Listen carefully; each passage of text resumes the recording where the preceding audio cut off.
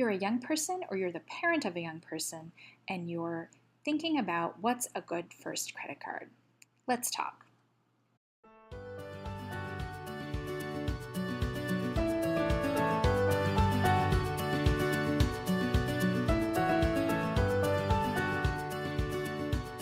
This is number 2 in the credit card series, your first credit card. Let's get into the nuts and bolts. First, should you get a credit card?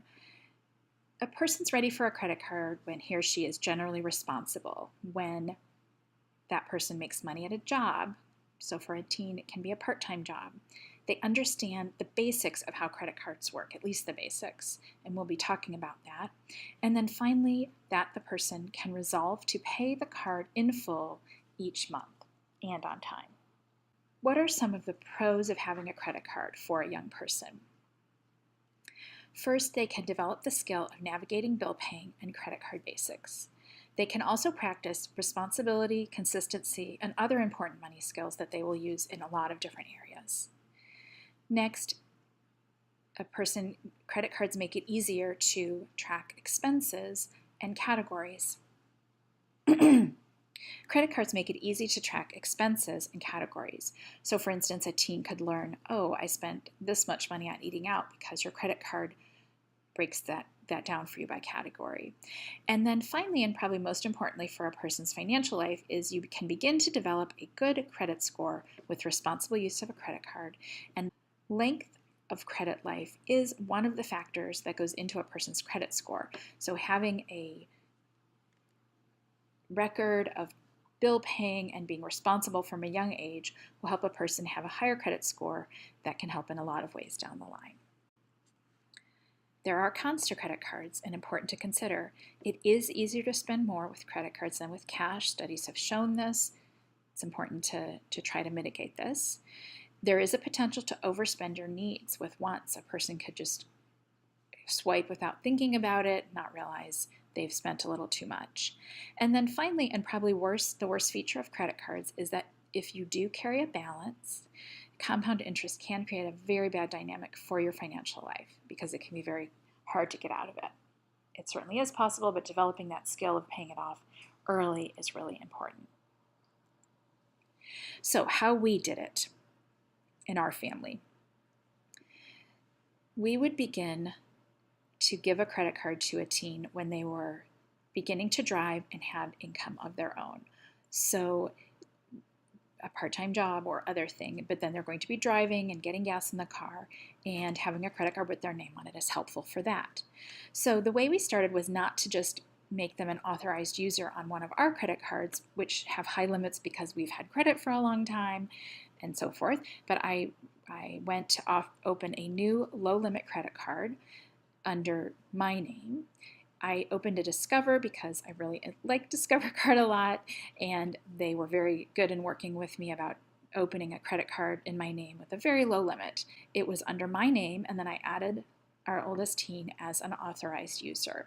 So we both got credit cards in the mail, but the teen was responsible for paying the bill in full and on time. So that credit card, because it's in both our names and chiefly in the parent name, both parent and teens have login to that credit card, and so they could both pay the bill or both see the spending. We also set up alerts on the credit card website, and Discover's particularly good with this.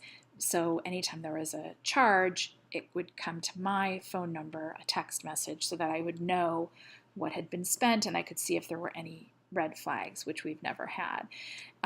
But then the teen was still responsible, linking their account to it or paying on the credit card website to pay that bill in full every month. And then after several years of this, 1 or 2, depending on the age of the teen, then the teen could apply for his or her own credit card. That has worked well for us. Our teens understand at that point how credit cards work. They know that the norm is to pay them off in full every month. It's only just for convenience to have credit cards and then to maximize some of the rewards you can get. And we've found it to be a very good financial literacy type of skill for our kids to have. So let's talk about goals with credit cards. First, you want to apply for the card that is best for your situation. And that involves pretty much ignoring all the card offers you're going to receive in the mail or that people inevitably receive in the mail. They're a dime a dozen. That's not as important as what's best for you. You want to seek out a no annual fee card and perhaps for a teen's first card, modest cashback and rewards profile with that card, which is one of the reasons why we've used the Discover card. You want your teen and you to know the credit limit of that card and how it will be raised when you pay it off responsibly, but that the credit spending limit is not meaningful in any way. What is meaningful is how much the teen is able to comfortably pay off each month and how much they have set the goal for spending, not what the credit card has said you're allowed to spend. And for that reason, we sometimes encourage teens to set goals for low spending, to say, okay, I'd like to spend under this amount of money going out with friends, or I'd like to spend less than this money on some other spending category. A teen should also know the APR, that's the annual percentage rate or the interest rate. Now, this is going to be high on most cards that a teen would get.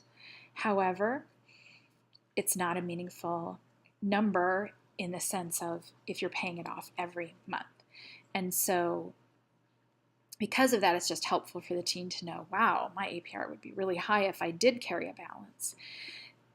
Another thing we encourage teens to do is to audit their spending regularly to check for overspend or mindless spending, and then setting those low spending goals can be helpful in that. And then finally, being strategic from the beginning with cashback and rewards, not spending money just so you'll get the cash back, but when you do get the cash back, using it for things that are meaningful to you.